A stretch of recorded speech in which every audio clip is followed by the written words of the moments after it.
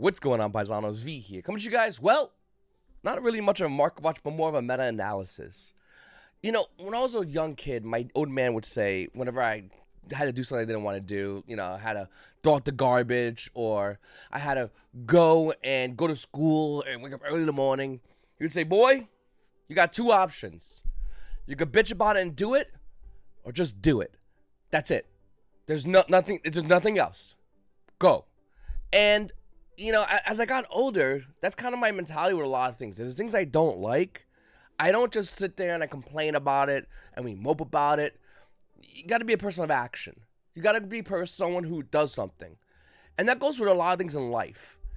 Why am I talking about this story? Because it has to do with Yugioh. A lot of people are bitching, complaining about tier limits. A lot of people are upset and they're going to locals and they're saying, boo-hoo, my fill-in-the-blank deck is not winning the way I want it to win. Tier limits are winning. It's not fair. And they're not wrong, by the way. I'll never disagree with that statement. What I would disagree with is, what are you doing about it? Some Yugioh players are going ahead and playing Master Duel. Others are playing other games like One Piece and Pokemon. I'm doing all that, by the way. But tier limits is still a really good deck. And listen, if you can't go against this deck, build it yourself. And there's different builds and variations of tier limits. No matter what everyone says on the internet, there are so many stories, so many profiles, I should really say, from players and the known players, and they're all showing you a similar build, so everyone's playing a similar build, but there's so many variations of tier limits. In fact, I would argue there are more variations of this deck that if two different variations played each other, the game, besides the tier limit engine, would be completely different. Well, with that said, what's happening with the ban list? And that's probably the question you might be asking yourself right now. V, I just want the ban list. Good question. What are you going to hit? You're going to have to hit a lot of things. In fact, if I was Konami, I would be more strategic in my hits and my unlocks, Max C. But to be honest with you, you're going to have to hit a lot, or you're going to have to modify a little bit. And what I mean by that is, Konami in the OCG decided to grab a shotgun and shotgun tier limits. Tier limits in the OCG are still the best deck in the game. Now, in time, we're going to be getting a new deck that will be the next best deck in the game. That's going to happen probably for us in about 6 months to 9 months. Hopefully, you'll see it by Nationals. Hopefully, we're all allowed to go to Nationals. But nonetheless, tier limits are the best deck in the game right now. There's no question about it. So, what makes one tier limit deck different than the other? Well, tech choices, card builds, and we're going to go over some of the cards in this video. But more importantly, if you're looking to beat tier limits, we're going to be talking about that as well. Because, to be honest with you, it doesn't get easier. It only gets harder, and you only have two options. Bitch about it, or do something about it. That's it. By the way, after bitching about it, you're still going to have to do something about it. Now, Magnificent Maintenance came out. Obviously, we got these beautiful Ishizu cards, which are insanely broken. Changed the game. A lot of Yugioh players had to go ahead and basically restructure their decks. Those particularly are tier limit players. But listen, if you say, well, V, wait a minute. If we got rid of tier limits, if we ban everything in tier limits, it'll be back to normal, right? Wrong. Kashiras are coming out soon. In fact, Kashiras are coming out on the 10th, and you're going to have to deal with Kashiras. And this deck is insane. Now, don't get me wrong, it's not nowhere near as bad as tier limits, but you won't know as much of a difference. In fact, in Konami OCG land, they shotgun tier limits, so tier limits said, okay, we'll just combine this with, Kashiras. Thanks. We're still the best deck, by the way. Konami failed to miss the point, and I think they're going to do it again here in the TCG. In fact, I'm almost counting on it. And as a competitive Yugioh player, you have to brace for the changes that you can only hope to expect. Moving forward over here, one of the cards they should have hit in the OCG was King of the Swamp. This card allows you to substitute any fusion material. Just any. Hey, you don't like that one? Pick another one. But listen, this is just one of many other cards that if this card was to get hit, it will be replaced.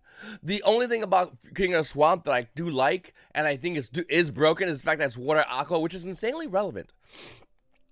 King of Swamp is a really broken card, we all know this. It's the reason why the OCG is currently where it is right now, despite the fact that they shotgun the current meta in tier limits, right?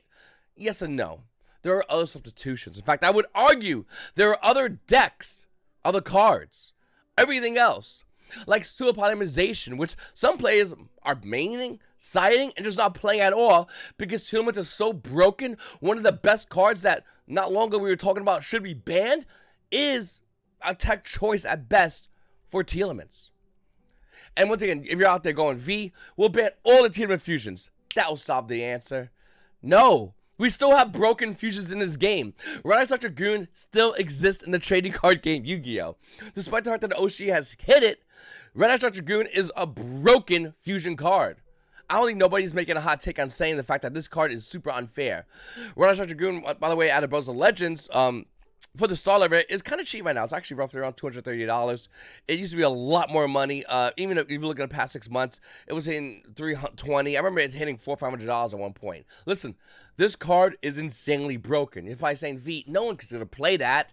Well, in case you forgot, you can actually bring this card out relatively easily with a card called the Dark Hex Sealed Fusion.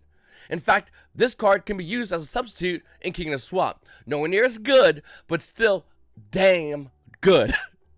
Like, once again, this card is still broken. There's also a Light Hex Sealed Fusion as well, nonetheless. And you might go, wait a minute, V. Hold on, V. We get rid of this. We get rid of this. I'd rather deal with this because we can hit it with Bestials. In fact, if we get rid of Telements and we're gonna add more cards on the ban list because that somehow fixes things, which it never does. We'll get rid of King of the Swamp. There, problem solved. Let him play Dark Hex Sealed Fusion. We have Bestials. We're good to go, you might say. Naively, of course, because branded fucking fusion exists in this game. In fact, branded itself is at full power. You don't notice it yet because we're playing Telement meta, but the minute Telements are gone, you still have to deal with branded. And to anyone say, oh, I could deal with branded, you can't though. You really can't.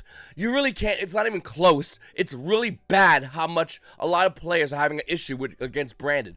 But we don't see it happening as much because Telements is the new big bad dog. The minute Telements is gone, branded exists. In order for Konami to fix this meta is so degenerative. Let me just give you a little thing. They have to make a new card to say if you put out the future monster, they lose the game. The card has to be searchable with the link 1 that says anything. Bro, just bring me out free. Go search me out. Your opponent can negate it. Play a spell card. Your opponent can negate it, and then maybe you stop a Telement player, potentially, possibly. If not, Telements will also play it themselves. Now, I know you're probably saying, V, this is all doom and gloom. Why are you telling me this? Because like I said in the beginning of this video, you only have 2 options. Bitch and do nothing, or do something about it. That's it. And for a lot of Yu-Gi-Oh players, they are. We're seeing Sword Souls to top a lot of events. We're seeing people play branded. They're saying, hey, this card is good. Blazing Cortesia, pretty good card. Blazing Cortesia is broken. We're also seeing branded Telements. That's besides the point. And I wouldn't be surprised if we start seeing Red Eye Dragoon again.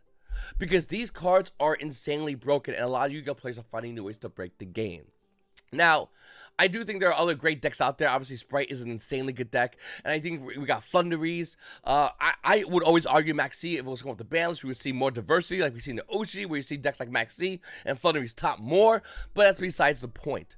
What I'm trying to make in this video and try to explain to you in this video is, yes, Telements are the best deck, and players are probably sick and tired of it, but let me explain something to you really, really simply. You either get with the program, or you just don't play the game for a while. If you don't play the game for a while, no big deal, no harm to you, understandably. But for those that are involved, that are playing the trading card game Yu-Gi-Oh, the best thing we can do is play against or play with Telements. Once again, there's a variety of build of Telements. There's a variety of build of decks that go against Telements. That is what you gotta do. That's how you can focus on the game.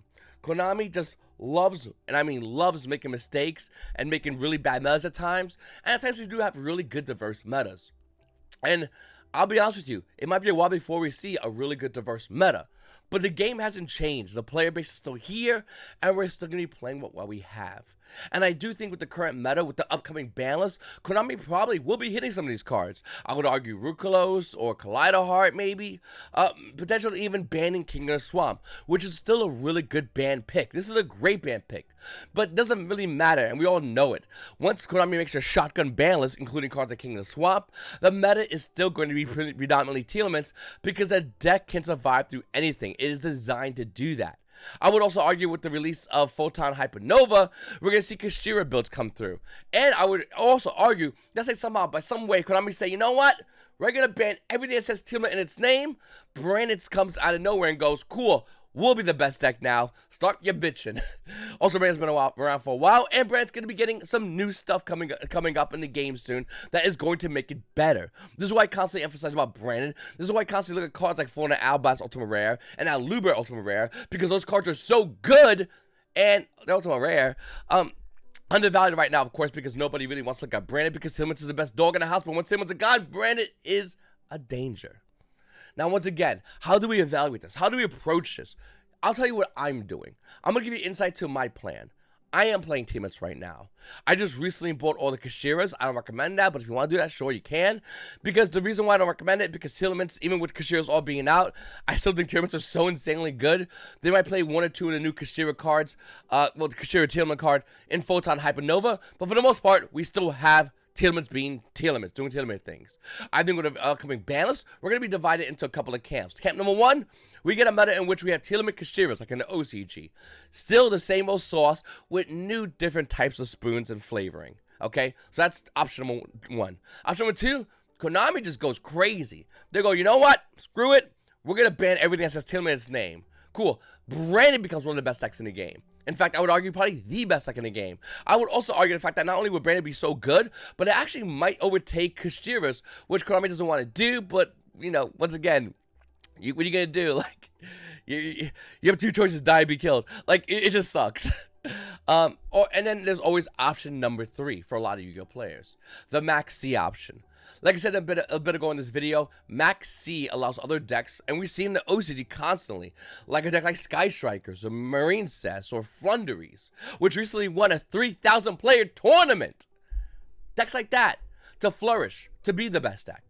So, Yu-Gi-Oh players watching this video right now, ask you a question, one simple question. What poison do you want? Max C, Branded, or Tealmans? If anyone looking at Kashiras V, I could play pure Kashiras, sure you can, but Tealman Kashira is kind of nice, though. Let me know what you think about that in the comment section of this video. I would love to know because it's a really hard choice.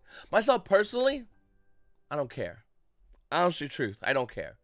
I will play in any of these three paths, and I'm excited about it. Hopefully, Konami fix their stupid quota policy because I want to play a more competitive Yu-Gi-Oh events. I'm practicing a lot, and I'm excited for the future of this game because I do like the direction it's going. We are at a time where a lot of Yu-Gi-Oh players aren't as excited. That's fine, but I am because the market has a lot of great cards for low value. We talk about that constantly at Market Watches. Go check those out. And of course, I am excited for what the next best thing is. Whether it's Tealman Kashiras, Tealman's again, Kashiras by themselves, which I doubt, but hey, or Branded, which are my babies. I love fusion decks, and I don't care at all what it's going to take. Let me get in there. And for anyone who wants to say, wait a minute, V, I want to play sprites. Hey, listen, there's also an option for you. Thunderies, Sky Strikers, Marine Test, so on and so forth. This game has a lot of great decks, and in order to get rid of all these decks, I think the only answer Konami can honestly do is power creep them, which I think will happen anywhere from 6 to 9 months. Comment down below, let me know what you guys think about this video. Also, make sure to go to my website, YGOPaisano.com. The Ghosts of Collections, there's only 2 left. I will be having the option, I think it's going to be Monday or Tuesday, I'll make a video about it, where you can get this collection, and for an extra $15, you can also get Ghost Mourner along with this collection. I'm going to get a bunch of restocks on Monday or Tuesday, I believe. But if you want to grab this collection right now, there's only 2 left. Hey, listen, I don't blame you. You want to grab it quickly, make sure to go to YGOPaisano.com and go pick it up. It's your boy V, and you guys also have a great day.